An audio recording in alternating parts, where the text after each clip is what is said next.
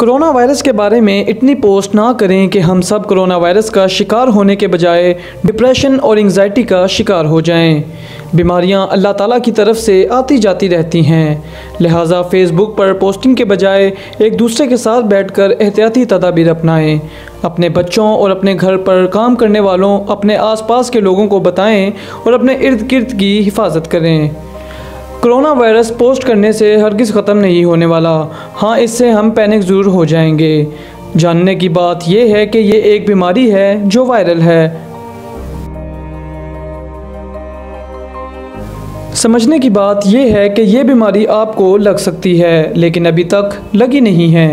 और जहाँ जहाँ ये बीमारी अटैक कर चुकी है, वहाँ भी तमाम के तमाम लोगों को अभी तक नहीं लगी है। इस वायरस के शिकार तमाम लोगों की वफ़ात भी नहीं हुई है। हर मामले की एक ब्राइट साइड होती है और ये ब्राइट साइड आपको उम्मीद देती है। अगर आप नाउम्मीद होकर खौफ का शिकार रहेंगे तो इससे आपका इम्यून सिस्टम कमज़ोर होगा।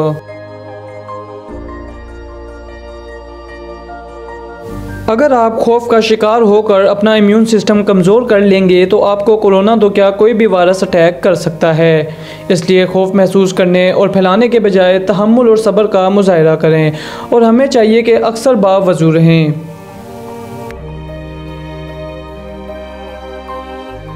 पाकिस्तान में कोरोना वायरस के चंद केसेस सामने आए हैं। ये कोई बड़ी और अनोखी बात नहीं है। कोरोना वायरस फ्लू वायरस से कम ख़तरनाक है। फ्लू वायरस से होने वाली अमवात कोरोना वायरस से कई गुना ज़्यादा ख़तरनाक हैं। लेकिन आखिर कोरोना वायरस ही क्यों सुर्खियों पर है? इसकी असल वजह यह है कि ये वायरस पहली बार अवामुन्नास के मुंह पे आया है, इसलिए इस पर लिखे जाने वाले आर्टिकल और ख़बरें भी ज़्यादा हैं। याद रहे, ऐसा पहले भी कई बार हो चुका है। जैसे इससे कबल एक वायरस ने जिसकी वजह से टोटल अमवात एक वक्त में 2 हुई थी, मगर इस पर छपी खबरों की तादाद उस वक्त 19 लाख से ज़्यादा थी, जिसने उस वायरस को अवामुन्नास के जहन में ख़तरनाक तरीन बना दिया था, जबकि शरह अमवात बहुत कम थी।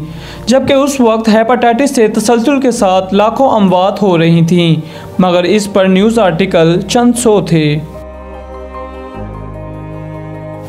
नाज़रीन, यही हिसाब कोरोना वायरस के साथ है। कोरोना वायरस से शरह अमवात 4 से 6% है, जबकि फ्लू वायरस से शरह अमवात 10% तक हैं। याद रहे, कतर में चीन से पहले ये वायरस हमला कर चुका है और उन्होंने इसे कंट्रोल भी कर लिया था। अब चीन की इंतज़ामी नाअहली की वजह से ये वायरस ज़्यादा फैला है, वरना इसको कंट्रोल करना कोई मुश्किल बात नहीं है। कोरोना को कंट्रोल करना आसान है, बस इंतज़ामी मजबूती होनी चाहिए। नाज़रीन, आपसे दरख्वास्त है कि कोरोना वायरस के बारे में ख़बरों और सनसनीखेज़ मालूमात शेयर करने से गुरेज़ करें। इंशाअल्लाह आपको कुछ नहीं होगा। ये वायरस फ्लू वायरस से कम महलिक और ख़तरनाक है। बायोलॉजी की शाख माइक्रोबायोलॉजी में ये नाम कोई नया नाम नहीं है, क्योंकि ये वायरस फैमिली बहुत ही अरसे से इंसान को ज़ुकाम जैसी मुसीबत में मुब्तला किए हुए है। कोरोना वायरस इस फैमिली में आता है जिसके वायरस हर साल एक नई डिज़ाइन के साथ नमूदार होते हैं, और अगर पिछले साल आपको ज़ुकाम हुआ था तो अगले साल दोबारा होने का इम्कान इसी वजह से है कि ऐसा हो सकता है कि आपका दिफाई निज़ाम ऐसे वायरस को दोबारा जिस्म में दाखिल होने पर पहचान ना सके।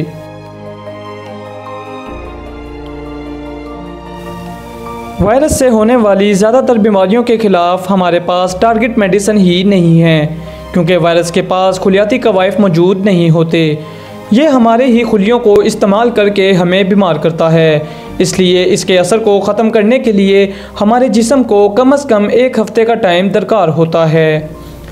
ये टाइम मुख्तलिफ़ बीमारियों के लिए एक जैसा नहीं है, क्योंकि बहुत सी वायरल बीमारियां लंबा अरसा चल के ठीक हो जाती हैं, जैसे हेपेटाइटिस, और कुछ ऐसी भी हैं जो मुख्तसर अरसे में जानलेवा होती हैं, मसलन एबोला वायरस, डेंगू वायरस और कांगू वायरस वगैरह। कोरोना वायरस की ये किस्म जो इस मरतबा चाइना से नमूदार हुई है, अपने आप में मुनफरिद इस तरह है कि ये हमें अपनी बाकी तमाम इकसाम की तरह ज़ुकाम से 2-4 तो ज़रूर करती है, लेकिन इसके साथ साथ इसका हमला हमारे निज़ाम तनफ़ुस पर भी ज़रूर होता है। हमारे फेफड़ों में जाकर फेफड़ों के खुलियों को तबाह कर देना इसको बाकी ज़ुकाम के वायरस से ज़्यादा तबाहकुन बना देता है।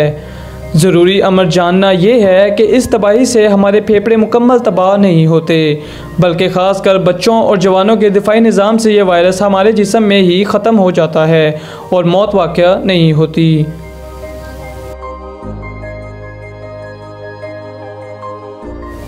जिन जिन लोगों का दिफाई निज़ाम कमज़ोर है या उम्र काफ़ी ज़्यादा है, ये कोरोना वायरस इनके लिए काफ़ी ख़तरनाक है। इसके अलावा इस वायरस से मौत होने के चांसेस भी महदूद हैं। इसकी निस्बत बहुत से यूरोपियन ममालिक में इस वक्त फैला हुआ इन्फ्लुएंज़ा या माजी का सारस वायरस ज़्यादा ख़तरनाक है, क्योंकि ये वायरस अभी नमूदार हुआ है और चीन में अमवात का रेट कुछ ज़्यादा ही है, इसलिए सोशल मीडिया पे घबराहट कुछ ज़्यादा ही फैल गई है। वरना पिछले 10 साल से फैली मुतादिदी वायरल बीमारियों की निस्बत ये बीमारी शायद थोड़ी कम ख़तरनाक है।